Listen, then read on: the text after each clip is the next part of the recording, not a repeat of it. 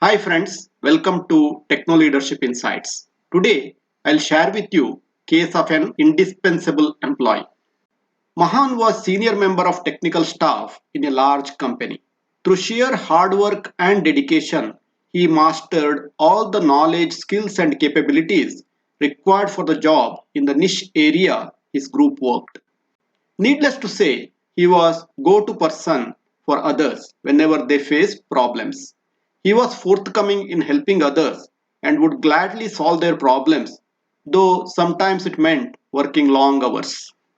In spite of this, he was not very happy at work because even his juniors with less experience and capabilities were getting promotions and getting salary hikes bigger than his own. He felt neglected. He thought about this for a very long time. Finally, he decided to seek advice of his old mentor, Guru, who used to mentor him in his early career. Guru patiently listened to Mahan's grievances and his feeling of being neglected. Finally, Guru asked whether he is indispensable to his group. Yes, said Mahan. And worst part is, they don't even recognize it. Guru thought for a while and said, sometimes it happens. Look at this room, it is well lit. But we don't recognize it until power goes.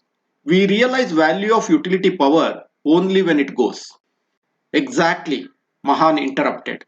That is what is happening to me. They are taking me for granted. Now what should I do? You need to take a break. When was your last vacation? Asked Guru. I don't remember taking long leave.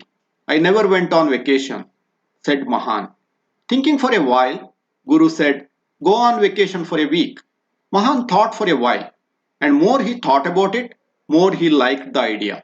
He thanked Guru, rushed back home, sent off a mail to his boss. Due to some personal emergency, I need to rush to my native place. It's a remote village with no data or mobile connectivity. So I can't be reached for a week. I'll return next week. Sorry for the short notice. Mahan enjoyed the vacation. He never had such a long vacation. After a week, he returned to office feeling rejuvenated.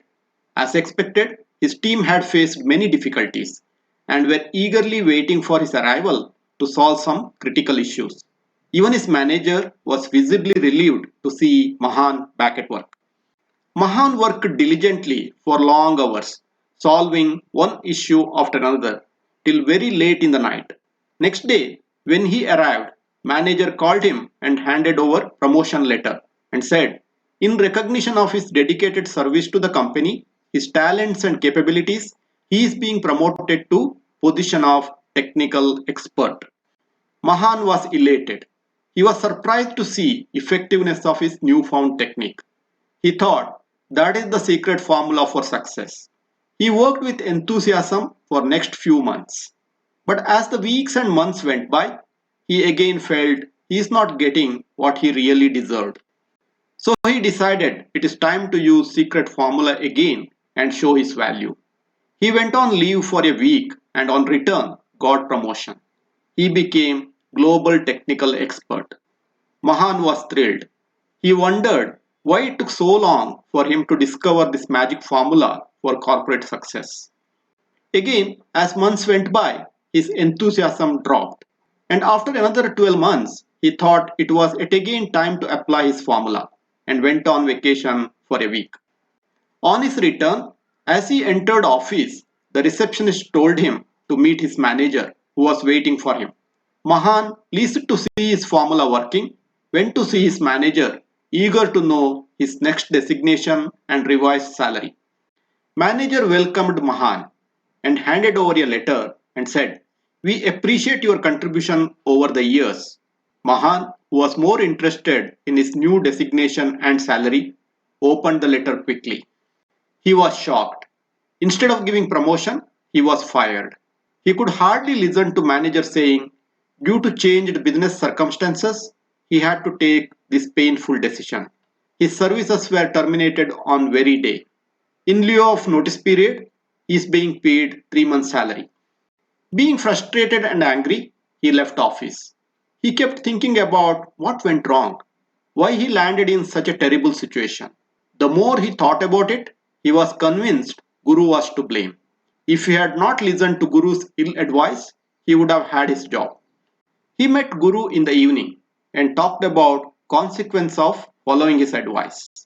Guru listened patiently and said, "You didn't listen to my full advice. Last time I talked about how people don't recognize value of utility power until it goes. They just take it for granted." "Exactly," Mahan interrupted. "I listened to you and acted on your advice, and today I have become jobless." Guru continued slowly. "That was only half the advice. You didn't listen to full advice. You were in a hurry to implement first half without even listening to second half." "Second half? What is it?" Mahan interrupted impatiently. Guru continued. "Second half is even more important than first half.